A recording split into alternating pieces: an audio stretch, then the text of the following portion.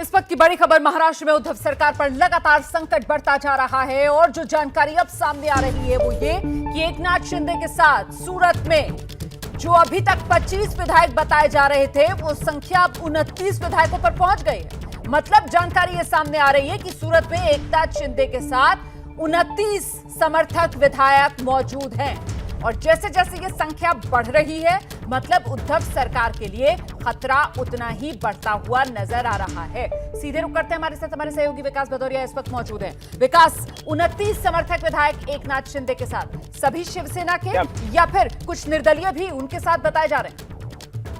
देखिए, जो बड़ा नेता बीजेपी का जो इन विधायकों के मैनेजमेंट और उनसे जुड़ी पूरी गतिविधियों के लिए नियुक्त है, उससे हमारी बात हुई। उसने बताया कुल अभी सूरत में 29 विधायक हैं जो एकनाथ के साथ हैं यहाँ पर, और इन विधायकों को यहीं पर रखा जाएगा। और जब तक हाउस में एक बार बहुमत प्रस्ताव नहीं आ जाता, विश्वास प्रस्ताव नहीं आ जाता, तब तक के लिए इनको यहीं पर रखा जाएगा। जाहिर तौर पर अब ये साफ हो चुका है कि 29 विधायक एक बड़ा चंक है जो शिवसेना को झटका दे रहा है। और अगर इस तरह की रणनीति है कि जब तक अविश्वास प्रस्ताव विधानसभा में नहीं आ जाता तब तक यहाँ रखा जाएगा, तो इसका मतलब है ये पूरी की पूरी कवायद सरकार को गिराने की है और उसी तरफ अब ये पूरा मामला बढ़ता दिख रहा है। तो मतलब ये पूरा का पूरा बीजेपी का खेल जिसमें अब फंसती हुई नजर आ रही है महाविकास अघाड़ी सरकार। विकास भदौरिया, जी हाँ, बिल्कुल। देखिए, साफ तौर पर बीजेपी शासित राज्य में अगर इन विधायकों को ले जाया गया है तो इसमें बीजेपी का तो खेल है ही। शिवसेना के बड़े नेता जो नाराज थे पार्टी के अपने अंदरूनी गणित के चलते, रणनीति और उनकी जो रणनीति थी वो पिछले कई सालों से दबाव की वो कारगर नहीं हो पा रही थी। साथ ही साथ ये नेता इस बात से भी नाराज थे कि शिवसेना पूरी तरह से समर्पण की मुद्रा में है कांग्रेस और एनसीपी के आगे। उसके तमाम जो मंत्री थे वो नख और दंत विहीन थे और ये जो असंतोष था वो लगातार बढ़ता चला जा रहा था। विधान परिषद के चुनावों में भी वो दिखा और अब ये सरकार पर सीधे सीधे खतरे के तौर पर दिखाई दे रहा है। तो शिवसेना की नाराजगी का फायदा उठाया बीजेपी ने और अब बीजेपी वो खेल खेल रही है कि वहां पर शिवसेना और महाविकास अघाड़ी की सरकार खतरे में है। बिल्कुल, लेकिन खेल तो खुल गया है ना बीजेपी का। आपसे कुछ देर पहले हमने शिवसेना के सांसद संजय राउत को सुना। संजय राउत साफ तौर पर कह रहे थे कि साहब बीजेपी जो है वो सरकार तोड़ने का प्रयोग करना चाह रही है लेकिन इसमें कामयाब नहीं होगी। विकास, बिल्कुल जाहिर, ये तो साफ है कि अगर बीजेपी शासित राज्य में शिवसेना के विधायक हैं तो खेल बीजेपी का है, इसमें तो कोई दो राय है ही नहीं। संजय राउत अगर ये कह रहे हैं कि बीजेपी खेल खेल रही है और सरकार टूटेगी नहीं, तो ये महत्वपूर्ण हो जाता है कि शिवसेना के पास वो क्या ताकत है जिसके बल पर दम पर वो कह रहे हैं कि उनकी सरकार 29 विधायक जाने के बाद भी टिकी रहेगी, बनी रहेगी। जबकि जो मैजिक नंबर है 145 का, 29 विधायकों के पार्टी छोड़ने के बाद महाविकास अघाड़ी का वो मैजिक नंबर हाथ से निकल गया है। ऐसी सूरत में किस तरह से शिवसेना अपना बहुमत या महाविकास अघाड़ी सरकार अपना बहुमत विधानसभा में रख पाएगी आगे भविष्य में जब भी अविश्वास प्रस्ताव आएगा, ये देखने वाली बात है। लेकिन मामला इतना आसान नजर नहीं आता है। मुझे लगता है हम जरा रौनक कुकड़े का रुख करते हैं और रौनक कुकड़े से समझते हैं, क्योंकि रौनक, अगर ये 29 विधायक जिस तरीके से अभी विकास भदौरिया जानकारी दे रहे थे कि साहब इनको शामिल नहीं होने दिया जाएगा और नो कॉन्फिडेंस मोशन आ जाएगा और सरकार गिर जाएगी, लेकिन बीजेपी नंबर कहां से लेकर आएगी? क्योंकि जिस तरीके का गणित इस वक्त बीजेपी के अपने 106, 7 निर्दलीय और 29 जोड़ भी दिया जाए तो भी बहुमत का आंकड़ा तो बीजेपी हासिल नहीं कर पा रही है। रौनक,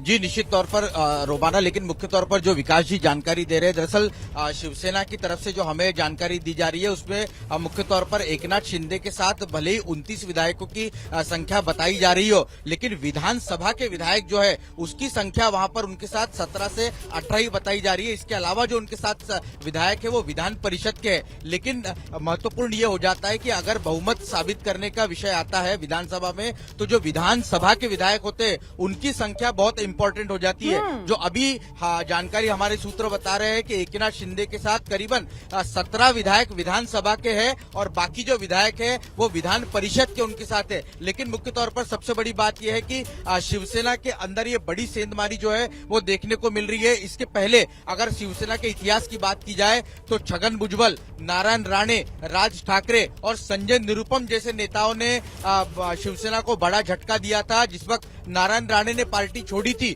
उस वक्त करीबन 9 विधायक उनके साथ जो है पार्टी से बाहर निकले थे और मुख्य तौर पर शिवसेना को काफी सालों तक विपक्ष में ही रहना पड़ा था। और यही वजह है कि आज जब एकनाथ शिंदे इस तरह की भूमिका लेते हुए दिख रहे हैं, वे पार्टी से नाराज होकर गुजरात चले गए, तो निश्चित तौर पर मुख्यमंत्री उद्धव ठाकरे की मुश्किलें बढ़ा दी है। अगर बहुमत सिद्ध करने की बात आती है तो बीजेपी की स्ट्रैटेजी निश्चित तौर पर तैयार है। हमने राज्यसभा चुनाव के वक्त भी देखा, बीजेपी के पास नंबर्स नहीं थे, लेकिन निर्दलियों के समर्थन से और छोटे दलों के समर्थन से वे अपनी सीट जीतने में कामयाब रहे। और इसी तरह की स्थिति जो है विधान परिषद चुनाव में भी दिखी। मैं आपको बता दूं रोमाना कि जिस वक्त उद्धव ठाकरे की सरकार बनी थी उस वक्त उनके पास 170 विधायकों का बहुमत था। और अगर कल की बात की जाए विधान परिषद चुनाव में तो कांग्रेस, एनसीपी और शिवसेना के करीबन 155 विधायकों ने उन्हें समर्थन दिया है, लेकिन बीजेपी का जो आंकड़ा है वो 134 तक पहुंच गया है। बीजेपी के 106 ही विधायक है, इसके अलावा कुछ निर्दलियों का उनको समर्थन है,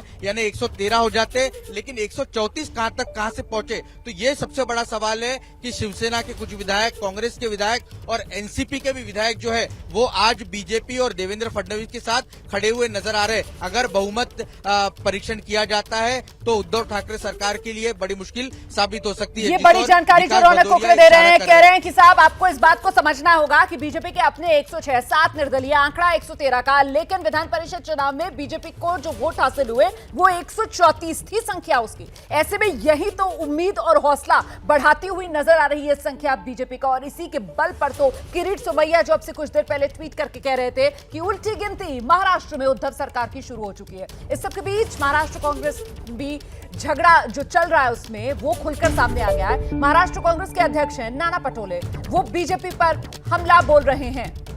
महाराष्ट्र कांग्रेस के बीच भी झगड़ा चल रहा है। महाराष्ट्र कांग्रेस के अध्यक्ष नाना पटोले बीजेपी पर हमला बोल रहे हैं कांग्रेस में नजर आ रही इस फूट के लिए।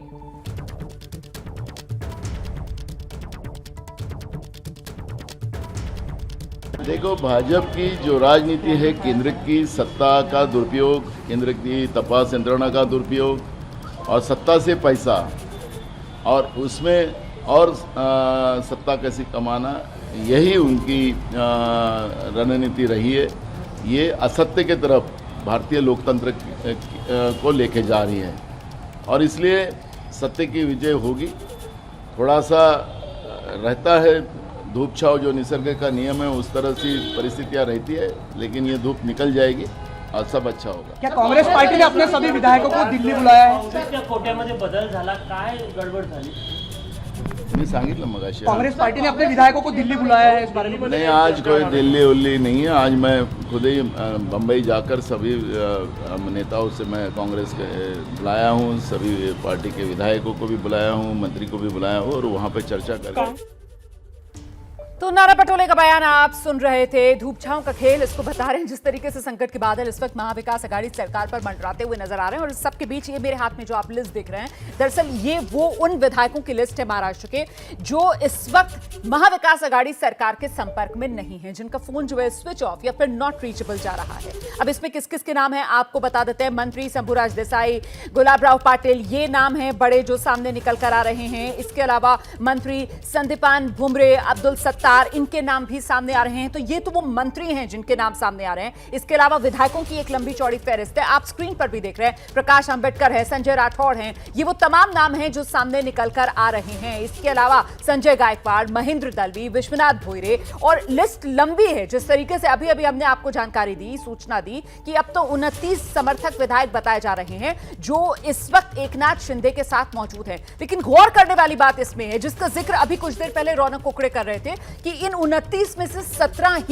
17, मैं एक बार फिर से नंबर दोहरा दूं, 17 ही विधानसभा के विधायक हैं। बाकी जो हैं वो विधान परिषद वाले विधायक हैं। और शायद यहीं से वो उम्मीद की किरण जो इस वक्त शिवसेना के लिए, महाविकास अघाड़ी सरकार के लिए नजर आ रही है। हम सीधे रुक करते हैं जरा रौनक कुकड़े से और समझते हैं। रौनक, जिस बात का जिक्र आप कर रहे थे कि ठीक है 29 विधायकों के नाम सामने आ रहे हैं जिनके फोन इस वक्त नॉट रीचेबल हैं, जो बताया जा रहा है एकनाथ शिंदे के साथ हैं, लेकिन समझना इस बात को होगा कि उनमें से 17 ही विधानसभा के विधायक हैं, बाकी विधान परिषद के विधायक। रौनक,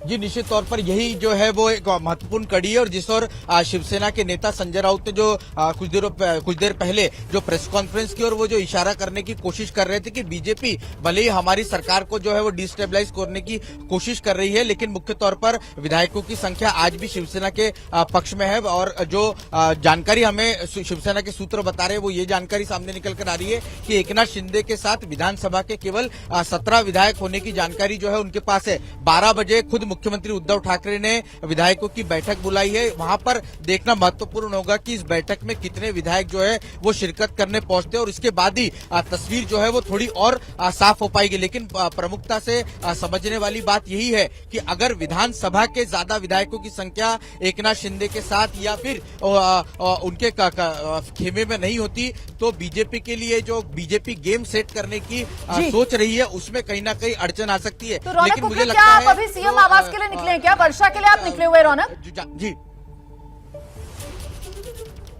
जी निश्चित तौर पर वर्षा के लिए निकले और करीबन यहाँ से 20 मिनट की दूरी है वर्षा बंगले की। हम 20 मिनट बाद उनके घर पहुंचेंगे। बिल्कुल, और यही वर्षा बंगले पर ही 12 बजे वो विधायकों की बैठक जो बुलाई गई है। मैं आपके पास लौटूंगी रौनक, आप रहिए मेरे साथ। जल्दी से जरा प्रफुल्ल श्रीवास्तव का रुख करते हैं और प्रफुल्ल से जानते हैं कि एक्शन इस वक्त शरद पवार के घर पर किस तरीके का देखने के लिए मिल रहा है, क्योंकि इस महाविकास आघाड़ी सरकार के लिए बार बार अगर कोई संकट मोचक बनता नजर आया है तो वो तो शरद पवार ही है। प्रफुल्ल, बिल्कुल, देखिए शरद पवार ने ही महाविकास आघाड़ी की सरकार महाराष्ट्र में बनाई थी और आज सुबह जो घटनाक्रम हुआ कि उससे पहले यहाँ पर आज 2:30 बजे पहले से ही एक बैठक जो है संसद परिसर में बुलाई थी राष्ट्रपति चुनाव को लेकर शरद पवार ने। लेकिन उससे पहले प्रफुल्ल पटेल और कांग्रेस के नेताओं को उनके वो घर पर पहुंचा और वहाँ पर मंथन हुआ। करीब 1 घंटे मंथन चला और प्रफुल्ल पटेल यहाँ से जा चुके हैं, कांग्रेस के नेता भी आ चुके हैं। वो कांग्रेस के नेता जो सत्याग्रह में शामिल होना जाने जा रहे थे, लेकिन वो पहले यहाँ आए क्योंकि महाराष्ट्र में जो कुछ हो रहा है उसको कंट्रोल करना है। और हमें जो जानकारी दी जा रही है सूत्रों की तरफ से बताया जा रहा है कि खुद शरद पवार जो लोग गए हैं उनसे संपर्क करने की कोशिश कर रहे हैं और जो कुछ हुआ है पूरे घटनाक्रम की जानकारी प्रफुल्ल पटेल ने सुबह आके उनको बताई है। कल जो एमएलसी चुनाव में हुआ उसके बाद जो आज जो सुबह है तमाम चीज़ों की जानकारी दी है और शरद पवार अब सारी चीज़ों को देखते हुए बातचीत कर रहे हैं और जो महाविकास आघाड़ी है उनके घटक दलों में भी ये बात हो रही है। तो फिलहाल बैठक जो शरद पवार के घर चल रही थी वो कुछ देर पहले खत्म हुई है। प्रफुल्ल पटेल, जयराम रमेश और मल्लिकार्जुन खड़गे जो है वो यहाँ से निकल चुके हैं। और क्या ऐसी भी खबरें आ रही हैं प्रफुल्ल की हो सकता है इस संकट को सुलझाने के लिए शरद पवार मुंबई का रुख करें?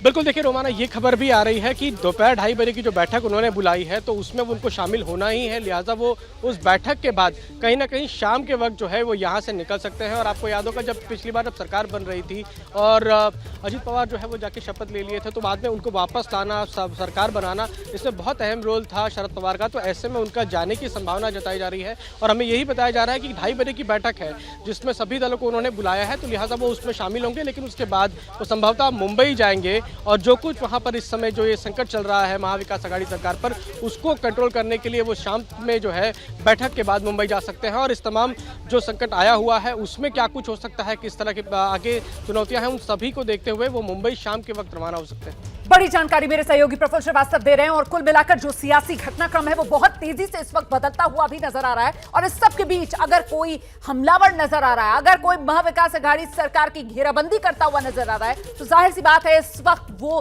सिर्फ और सिर्फ बीजेपी है। और ऐसे में केंद्रीय वित्त राज्य मंत्री हैं भागवत करार कह रहे हैं शिवसेना से जनता खुश नहीं है। ये दूसरा बड़ा बयान, पहला किरीट सोमैया की तरफ से आया और अब दूसरा बयान केंद्रीय वित्त राज्य मंत्री भागवत करार कह रहे हैं शिवसेना से जनता खुश नहीं। कई दिनों से सुनने में भी आ रहा था कि एकनाथ शिंदे जी और उद्धव ठाकरे जी के बीच में कुछ अनबनाव चल रहे हैं। आपको लग रहा है कि इसकी सीधी जो असर है वो अभी देखने को मिल रही है?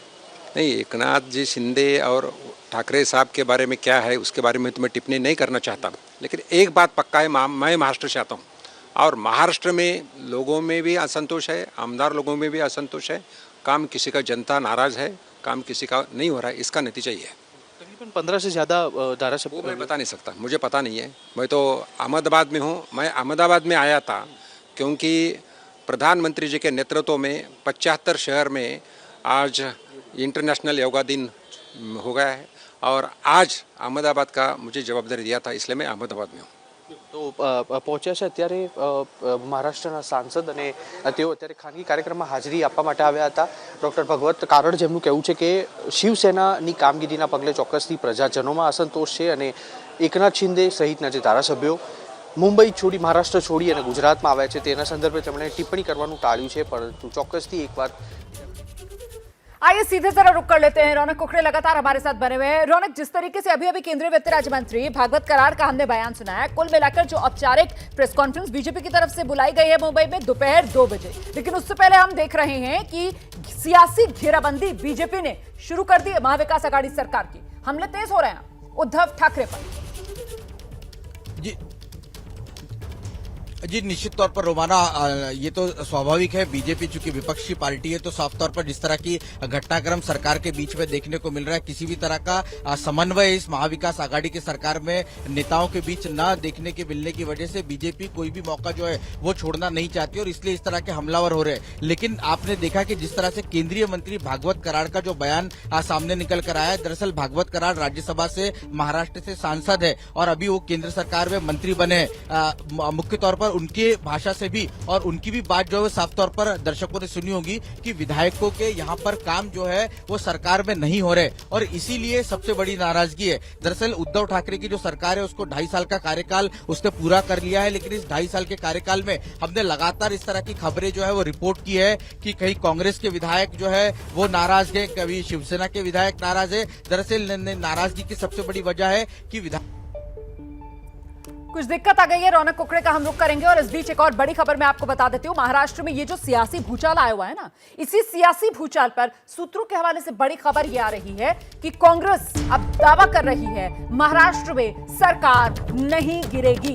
ये दावा कांग्रेस की तरफ से किया जा रहा है कि महाराष्ट्र में सरकार नहीं गिरेगी, महाराष्ट्र में सरकार पर कोई खतरा नहीं. ये जानकारी इस वक्त कांग्रेस सूत्रों के हवाले से सामने आ रही है. हम सीधे रुक करते हैं. हमारे साथ हमारे सहयोगी आशीष कुमार सिंह इस वक्त मौजूद हैं. उनसे जरा समझते हैं. आशीष, अगर विधान परिषद चुनाव की बात की जाए तो कांग्रेस ही इस महाविकास आघाड़ी सरकार में एक तरीके से कमजोर कड़ी के तौर पर उभरी है. इस नाकामी से कांग्रेस इनकार नहीं कर सकती और ऐसे में अब जब कांग्रेस की तरफ से बयान दिया जा रहा है कि साहब सरकार पर कोई आंच आएगी नहीं, इसको सिर्फ पोस्चरिंग, परसेप्शन के लिहाज से देखा जाए या फिर इसके पीछे कोई तथ्य भी है कांग्रेस के पास? देखिए, ये मुझे लगता है इससे अलग आप मजबूरी के तहत देखें कि कांग्रेस की मजबूरी है, बहुत बड़ा एम्बेरसमेंट है कि इस तरह का एमएलसी चुनाव में नतीजा आया और खुद कांग्रेस के संभवतः 3 विधायकों ने क्रॉस वोटिंग की है. तो ऐसे में अब बात तीनों ही घटक दलों को महाविकास आघाड़ी के समझ में आ रहा है कि सरकार पर संकट आ सकती है. इस वजह से इनकी प्रायोरिटी अब ये है, जो हमें सोर्सेज ने बताया है, कि सरकार को गिरने से बचाया जाए और सभी विधायकों को समझाया जाए, जो कि सोर्सेज क्लेम कर रहे हैं कि सरकार पर खतरा नहीं होगा और जो नाराज विधायक हैं उन्हें पहले मना करके सरकार को बचाना है और उसके बाद अगर कार्रवाई की नौबत आती है तो कार्रवाई की जाएगी. लेकिन फिलहाल कांग्रेस सूत्रों का यह दावा है कि सरकार पर कोई खतरा नहीं आएगा और नाराज विधायकों को मना लिया जाएगा. इन सभी विधायकों ने जो कदम उठाया है वो प्रेशर टैक्टिक्स है, ऐसा सूत्रों का कहना है कि कैबिनेट में कुछ विस्तार या फेरबदल भी इनमें से कुछ लोग चाहते हैं. शायद इस वजह से दबाव बनाया जा रहा है, लेकिन किसी भी तरह से सरकार को गिरने नहीं दिया जाए. बहुत बहुत शुक्रिया आपका आशीष कुमार सिंह इस तमाम जानकारी के लिए. और आइए जल्दी से रुक करते हैं. हमारे साथ इस वक्त हमारे 3 सहयोगी मौजूद हैं. आप जानते हैं सुबह से इस कवरेज में रौनक कुकड़े मेरे सहयोगी मेरे साथ बने हुए हैं. प्रफुल्ल श्रीवास्तव लगातार पल पल का अपडेट शरद पवार के घर के बाहर से हम तक पहुंचा रहे हैं. और आप देख सकते हैं इस वक्त हमारे सहयोगी जितेंद्र दीक्षित भी हमारे साथ मौजूद हैं. जरा जानते हैं जितेंद्र दीक्षित से, जिस तरीके से महाराष्ट्र की सियासत में ये बड़ा भूचाल देखने के लिए मिल रहा है. जितेंद्र, राज्यसभा चुनाव में जो क्रॉस वोटिंग हुई थी, लगता नहीं कि उससे कोई सबक महाविकास आघाड़ी सरकार ने लिया.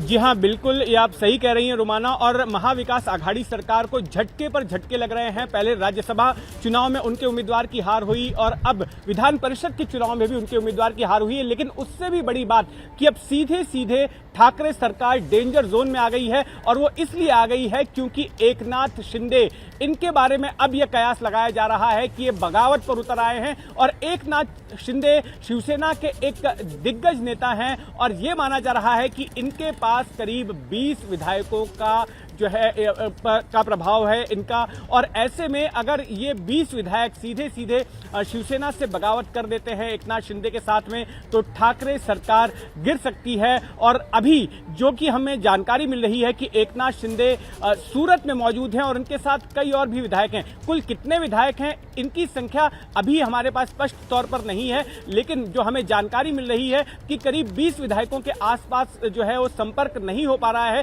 शिवसेना के आला नेताओं का। और आज 12 बजे वर्षा जो सरकारी निवास है सीएम उद्धव ठाकरे का, वहां पर शिवसेना के विधायकों को बुलाया गया है आपात बैठक के लिए। और वहां से ही हमें एक साफ तस्वीर पता चलेगी कि कितने विधायक जो है शिवसेना के साथ हैं और कितने एकनाथ शिंदे के साथ बगावत करने वाले हैं। बिल्कुल, और वहीं से पल पल का अपडेट देने के लिए हमारे सहयोगी रौनक कुकरे निकल चुके हैं। कुछ ही देर में वो वर्षा पहुंचने वाले हैं सीएम आवास महाराष्ट्र में।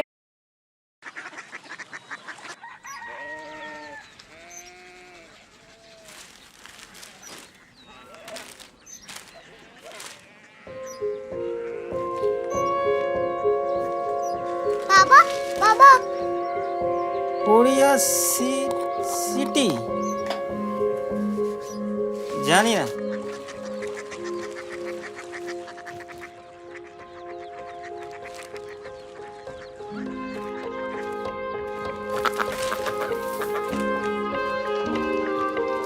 Korea city.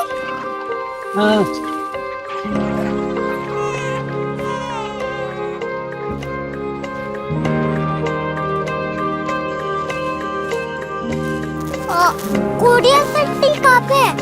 शहर अंग्रेजी लगे हैं।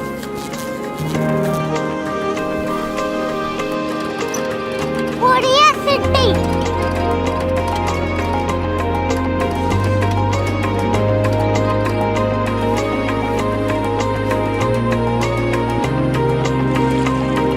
वो बहुत दूर है।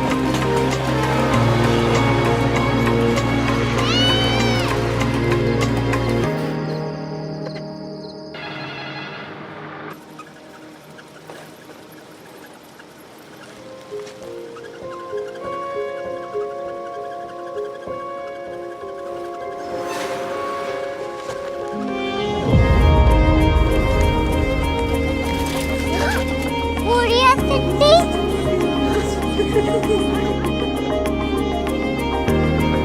दुनिया कुछ लोग बड़े होते हैं। कोरिया सिटी कहाँ है? प्रोफेसर साहब को पता होगा। हो ये छोटा वाला ग्लोब लगता है और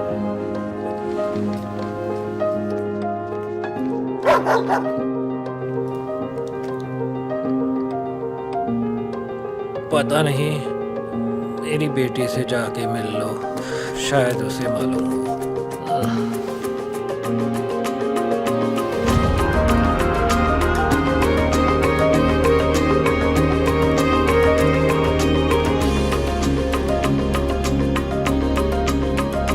हाय, बाबा ने भेजा है। Come here. Korea city. Korea city नहीं, क्यूरियोसिटी। वो क्या? That's what brought you here? जो तुम्हें यहाँ तक ले आया। क्यूरियोसिटी।